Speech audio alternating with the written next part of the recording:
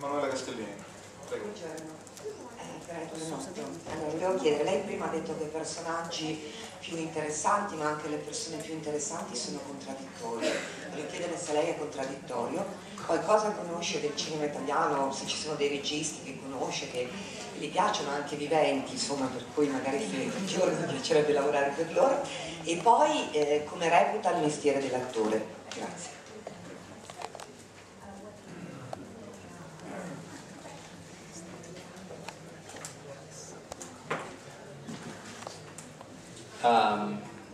I think acting is, there's a phrase in English we say, it's nice work if you can get it.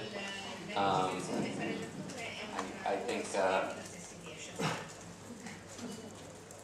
the world we're living in today, I think anybody who has a job is lucky, and I think anybody who's got a job that they enjoy is very lucky, so I don't, you know, I'm never cynical about acting, making movies. I think it's great fun, first of all, and second of all, you get to learn a lot. You get to learn a lot doing it, because each one is sort of an investigation into a world you've probably not spent time in before, and that also is just very, I always feel very fortunate, because the work by its nature just is very expanding. It expands your mind, expands your life experiences. And I do think, I think a lot of what gets wrapped around the movies and television and things like that is a little bit silly, but I don't think that the thing itself, telling stories to people and people going together to watch a story, I'm never cynical about that. I think it's still a kind of a wonderful way that we all communicate with each other. I think that people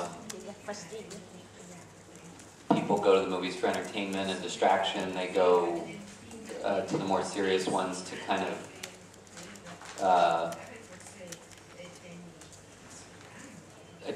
come to some new kind of understanding about themselves. You know, I think we use movies to sort out who we are and how we're living, and I think it's fun. You know, I think it's a lot of fun to be a part of that storytelling process. So I still enjoy it a lot. I think you know, I think everybody, by definition, is contradictory, and I think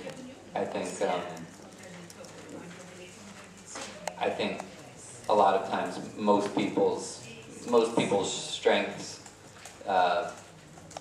taken to excess are their weaknesses also. So I think there's a lot of things about people that are very consistent in some ways, and I think you know, I'm not any different than anybody else, and I think but I've never, I'm always a little bit reluctant to, when people sort of say, can you know, compare yourself to characters, or what do you bring of yourself into the work. I'm not one of those people who's ever looked at acting as a way of delving into my own process of self-discovery per se. I think I've always found it more interesting to just investigate other people and kind of avoid myself as much as possible. So I tend to look at the process of characters and things like that as an investigatory process and a process of getting to wear someone else's suit for a while, and I think it's a lot of fun, but you know, a lot of it comes down to the quality of the writing, and I think, you know, when it's, as an actor, what you really look for is authors, whether it's a writer-director or a writer who are taking you into a a place that's in some ways difficult to understand. You know, to me, when I talk about paradoxes or contradictions, I think the thing that tends to draw me in is if somebody's written a character and you're sort of shaking your head because they're difficult. It's difficult to understand them or understand why they're doing what they're doing, or as soon as I run into that sense of like, this is going to be difficult to make this, you know, this is going to be difficult to show, you know, make this work.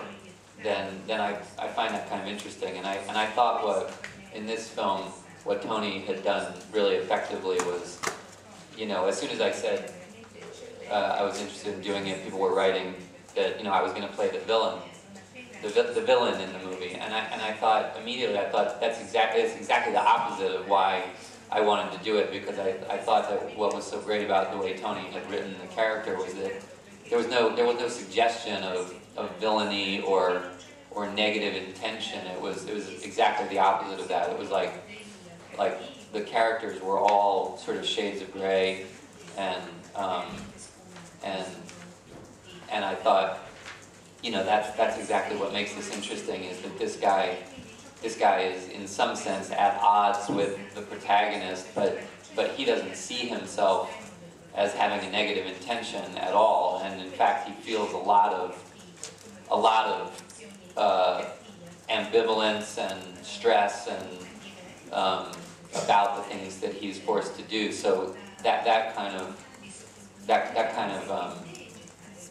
that seemed hard to pull off. Like, how do you portray someone who's doing the things that as an audience we don't want him to do, but we actually sort of don't look at him as a villain or understand on some level why he's doing what he's doing, and maybe feel uncomfortable along with him about whether it's necessary or not. That seemed difficult and more interesting to me.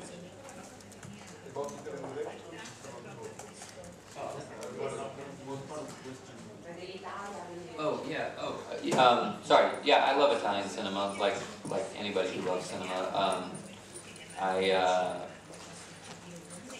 I mean, so many. I watched, even on this trip to Italy, I watched a couple of films. I watched that film, Mamma Roma, the Pasolini film with Anna Magnani. And Anna Magnani just blows me away. I think she's like one of the great, you know, I don't even know, she can't even fit in the screen. She's so big and amazing. I love her. What other ones have I seen recently? That one was the newest one to me. That I had never seen that, and they just put that on Criterion. You had three of the best pictures, I think. You had Il Divo, Gomorrah, and I Am Love come out in what, 2 years? Those are 3 points of a triangle. I hope that continues. Where are those directors? Where are the next movies?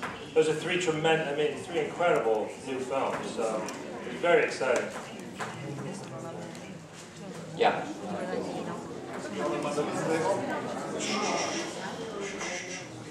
Now we started an argument.